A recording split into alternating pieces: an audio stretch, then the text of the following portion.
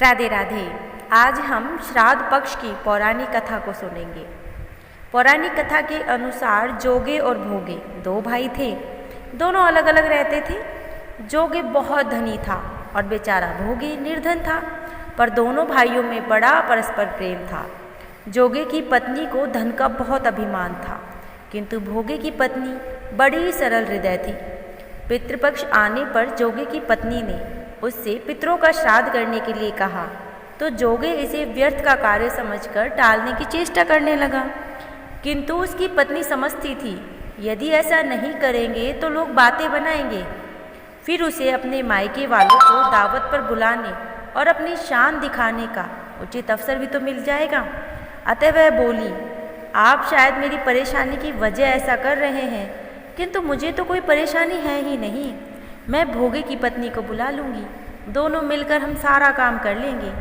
फिर उसने जोगे के अपने पीहर आने का न्योता दे दिया।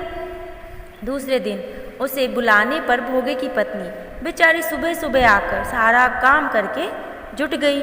उसने रसोई तैयार की, अनेक पकवान बनाए। फिर सभी काम उसके घर के निपटाकर वो अपने घर आ गई। आखिर उसे भी तो अपने घर में पितरों का श्राद्ध तर्पण करना था। इस अवसर पर न जोगे की पत्नी ने उसे रोका और ना ही वे रुकी। शीघ्र ही दोपहर हो गई। पितर भूमि पर उतरे। जोगे और भोगे के पितर पहले जोगे के यहाँ गए तो क्या देखते हैं कि उसके ससुराल वाले वहाँ भोजन पर जुटे हुए हैं। निराश होकर वे भोगे के यहाँ पहुँचे।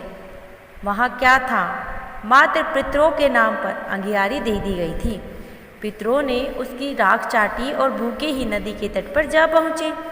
थोड़ी देर में सारे पितर इकट्ठा हो गए और अपने अपने यहाँ के श्राद्ध की बड़ाई करने लगे। जोगे और भोगे के पितरों ने भी अपनी आप बीती सुनाई। फिर वो सोचने लगे, अगर भोगे समर्थ होता तो शायद उन्हें भूखा ही नहीं रहना पड़ता, मगर भोगे के घर में तो 2 जून की रोटी खाने को भी नहीं था। यही सब सोचकर उन्हें भोगे पर दया आ गई। अचानक वे नाच नाच कर गाने लगे, भोगे के घर धन हो जाए, भोगे के घर धन हो जाए। वह ऐसा कह कहकर नाचने गाने लगे। सांझ हो गई। भोगे के बच्चों को कुछ भी खाने को नहीं मिला। उन्होंने माँ से कहा, माँ हमें भूख लगी है। तब उन्हें टालने की गरज से भोगे की पत्नी ने कहा, जाओ आंगन में हौदी औदी रखी है, उसे जाकर खोल लो और जो कुछ मिले बांट कर खा लेना। अब बच्चे वहाँ पहुँचे तो क्या देखते हैं कि हौदी मोहरों से भरी पड़ी है।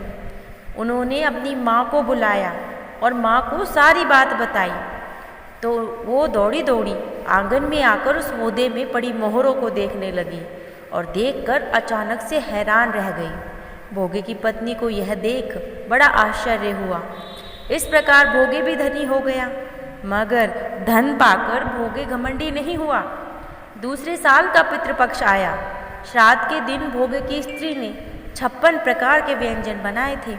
ब्राह्मणों को बुलाकर श्राद्ध किया था, भोजन कराया, दक्षिणा दी। जेठ जेठानी को सोने चांदी के बर्तनों में भोजन कराया।